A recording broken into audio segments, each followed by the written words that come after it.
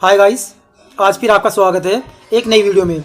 आज का जो हमारा टॉपिक रहेगा वो विलयन की सांद्रता ही रहेगा। इसमें मोललता और मोल अंश के बारे में आपको पढ़ाएंगे। अर्थात मोललता और मोल अंश से संबंधित बहुत क्वेश्चन एग्जाम में आपको देखने को मिलते हैं। चलिए चलते हैं मोललता की ओर। मोललता क्या होती है? 1 किलोग्राम विलायक में उपस्थित विलायक के मोलों की संख्या को ही विलयन की मोललता कहते हैं। हम कह सकते हैं हमारे पास ये जो बीकर है इसका भार 1 किलोग्राम है। कितना है इसका भार? 1 किलोग्राम, यानी कि 1 kg। 1 किलोग्राम का यो बीकर है और इस बीकर में कोई ए पदार्थ ले लिया हमने और इसके n मोल इसके अंदर घुले हैं। इसके अंदर क्या घुले हैं? n मोल ए पदार्थ के घुले हैं। इन मोलों की संख्या को ही विलयन की मोललता कहते हैं। विलायक का भार क्या होगा? 1 किलोग्राम। अर्थात जो मोललता का सूत्र हो जाएगा, मोललता बराबर विलायक के मोल बटे विलायक का भार किलोग्राम में। विलायक का भार किलोग्राम में। इस सूत्र से हम मोललता को निकाल सकते हैं। क्या निकाल सकते हैं? मोललता को निकाल सकते हैं। अब देखिए मोल प्रभाज या मोल अंश की परिभाषा। ये बहुत इंपॉर्टेंट क्वेश्चन है या टॉपिक है। इससे एग्जाम में क्वेश्चन आपको बहुत देखने को मिलते हैं। इसकी जो डेफिनेशन हो जाएगी, किसी द्विअंगी विलयन में उपस्थित, यानी कि द्विअंगी विलयन है जिसमें विलेय और विलायक उपस्थित है, किसी एक घटक के मोल तथा विलयन में उपस्थित कुल घटकों के मोलों का अनुपात ही मोल प्रभाज कहलाता है।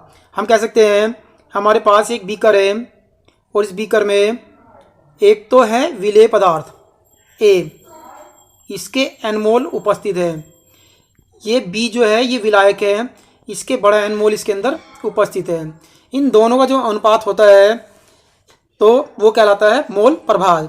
जैसे हम विलेय का मोल प्रभाज निकालते हैं तो इसके लिए सूत्र हो जाता है विलेय के मोल बटे विलेय प्लस विलायक के मोल।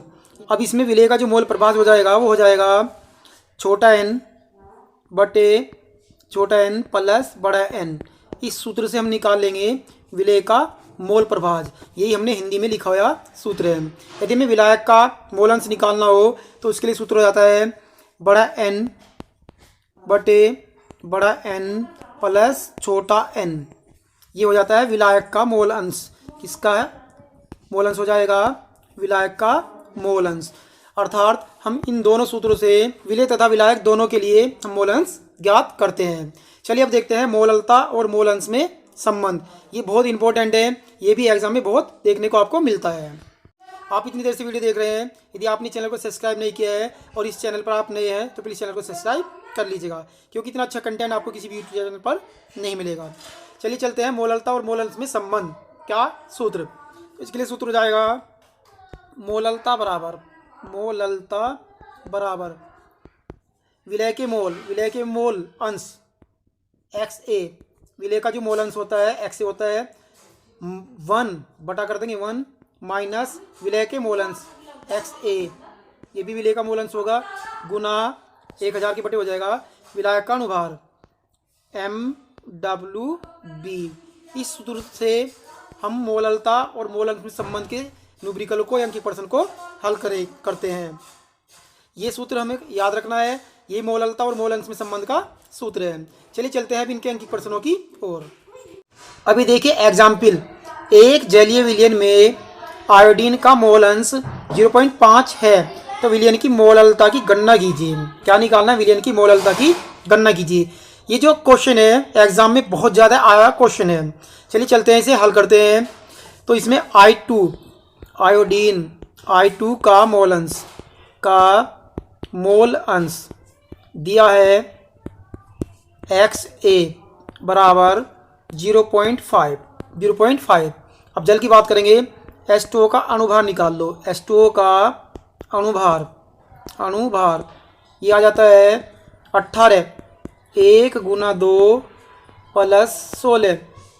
इसको जब हम हल करते हैं तो 2 प्लस 16 ये आ जाता है 18, यानी कि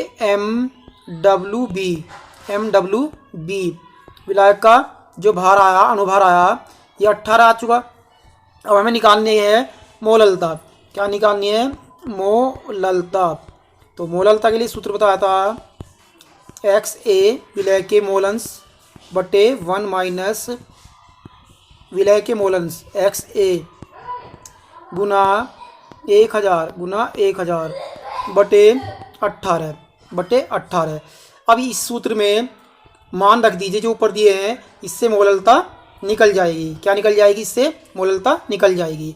चलो इस सूत्र में x की वैल्यू जो है 0.5 रखेंगे और इसे हल करते हैं। चलिए इसे रब कर देते हैं। अब इसे इतने को रब कर दीजिए और सूत्र में मान रख दीजिए। ये हमने रब कर दिया और रब करने के बाद में हम मोललता निकालते हैं।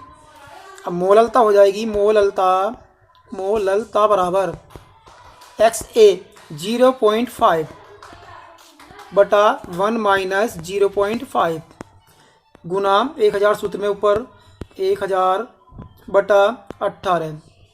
अब यहाँ एक में से 0.5 जाएगा तो 0.5 भी बच जाएगा। 0.5 बटा 0.5 गुना 1000 बटा 18। अब पॉइंट से पॉइंट कैंसिल कर देते हैं और 5 से 5 कैंसिल। ऊपर हमारे पास बचा 1000 बटा 18। जब इसको कैंसिल करेंगे तो हमारा जो उत्तर आएगा 55.555 आता है जाएगा। ये इसकी मोललता है। तो आंसर क्या हो जाएगा? आंसर हो जाएगा 55.55 मोलल। अर्थात ये क्वेश्चन एग्जाम में आया क्वेश्चन है।